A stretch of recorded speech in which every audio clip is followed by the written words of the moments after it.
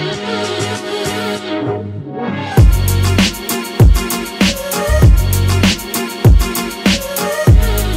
les amis, bienvenue sur Farouk Academy, j'espère que tout le monde va bien. Alors encore une nouvelle vidéo pour vous apprendre à mieux maîtriser Xcode. Alors dans la vidéo d'aujourd'hui, je vais vous montrer tout simplement comment créer une table view. Donc une table view, c'est une vue, on va dire, avec une liste. Parfois, quand vous êtes amené à utiliser une application avec plein de contacts ou dans une application, on va dire, de e-commerce, et bien en fait, c'est des listes. Là, vous voyez, par exemple, j'ai une liste de produits ou de courses, comme vous voulez. Donc, bon, c'est en anglais, c'est pas grave. Et donc, vous voyez que le but, c'est voilà, c'est d'afficher les différents objets, les différentes entités une à une dans la table view. Donc, on va commencer tout de suite. Vous allez créer euh, un nouveau projet. Donc sachez que la table view est l'un des objets les plus utilisés. Donc c'est sûr et certain que vous serez amené à utiliser cet objet dans vos propres projets. Vous allez cliquer ici, faire Next. Là vous allez mettre Table View. Table View. Moi je vais mettre FR pour la version française du cours. Donc vous ne touchez à rien d'autre. Vous faites Next. Vous sauvegardez le projet quelque part sur votre Mac. Et ici, donc vous allez vous diriger dans main.storyboard. Donc c'est là, comme je vous le disais la dernière fois, où on crée le design de l'application. Donc on va appuyer ici pour fermer cette zone-là, ok, pour avoir un peu plus d'espace. Donc ici, vous allez chercher, bah tiens, vous allez taper table ou table view, ok, et vous allez prendre cet objet. Donc vous allez le placer ici, en dessous de la barre de statut, ok, et vous allez tirer jusqu'en bas. Pas tout en bas de l'écran, juste ici, ok, comme ceci. Voilà. Ensuite, vous allez figer les contraintes pour que la table view, pour que l'objet soit le même sur les différents appareils, que ce soit un iPhone X, un iPhone 6, etc. Ok. Ensuite, vous allez cliquer ici sur Table View et vous allez aller ici dans Attributes Inspector. Donc c'est le nom de cette rubrique. Ensuite, vous allez choisir le nom, vous allez mettre le nombre de cellules prototypes à 1. Donc ça sera la cellule de référence. En gros, toutes les cellules ressemblent à celle-ci, d'accord? Et ensuite, vous pouvez la customiser, vous pouvez changer la couleur, etc. C'est à votre bon vouloir, d'accord? Donc nous, ce qu'on va faire, c'est que ici, vous allez cliquer sur la cellule, ok? Même ici. Et toujours dans Attributes Inspector, vous allez lui donner un identifiant. Donc la coutume, c'est d'appeler la cellule tout simplement cell, qui veut dire cellule, tout en minuscule, et vous faites entrer.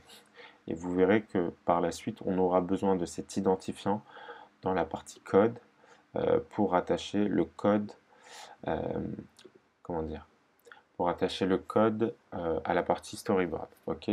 Donc une fois que c'est fait, ensuite ce que vous allez faire, vous allez recliquer ici, vous allez appuyer sur CTRL et vous allez diriger le curseur jusqu'à ce bouton jaune et vous allez relâcher, vous allez appuyer sur Data Source.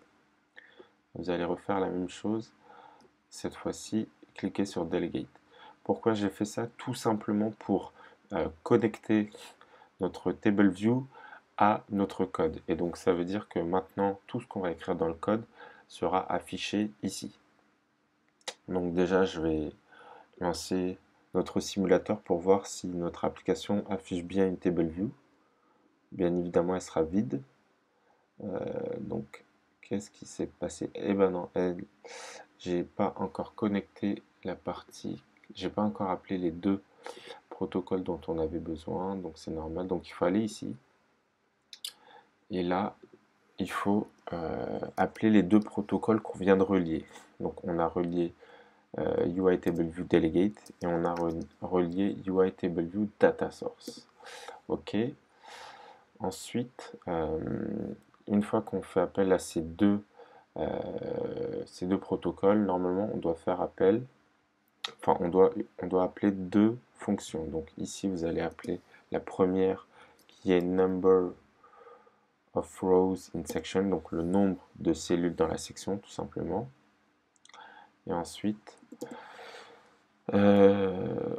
c'est cell for row at. Donc sachez vraiment que, je vais vous mettre un commentaire, les deux fonctions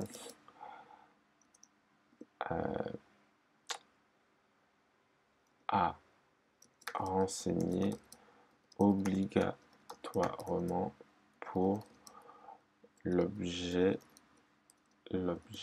TableView. Ok, je pense que je ne peux pas être plus clair. Donc, ce que je vais faire, c'est qu'ici, on va créer un petit tableau affiché. Donc, vous allez mettre let list est égal, donc vous appuyez, enfin, vous ouvrez les crochets. Donc, un tableau, c'est toujours entre deux crochets. Et donc là, on va écrire, peu importe, on va écrire, allez, on va écrire rouge, bleu, jaune, orange, noir, violet, marron.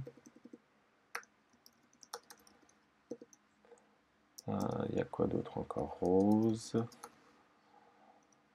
Et je crois qu'on est bon. Donc là, ça nous fait une petite liste d'objets à afficher. OK. Et donc ici, tout simplement, dans cette fonction-là, donc elle attend le nombre de cellules dans la section. Donc le nombre de cellules correspond au nombre d'éléments dans notre liste, dans notre tableau. Donc on va écrire, déjà vous voyez dans cette fonction il y a une flèche. Donc comme je vous l'ai toujours dit, qui dit flèche dit le mot return pour dire retourner, ou égal si vous voulez, donc return, comme je vous le disais, list, ok, point count. Donc en gros c'est le nombre d'éléments contenus dans le tableau liste, tout simplement. Ok. Ici, cell for row at, en gros, ça signifie que contient chaque cellule. Donc il faut qu'on donne le modèle d'une cellule, ok, de la cellule prototype si vous voulez. Donc vous allez écrire let cell ou let cellule, c'est pareil. Let cellule est égal UI table view, donc on donne le type déjà de la cellule. Donc c'est une cellule du UI table, de la UI table view, donc c'est UI table view cell. Là vous ouvrez la parenthèse et vous allez choisir celui-ci. Donc le style on va mettre par défaut.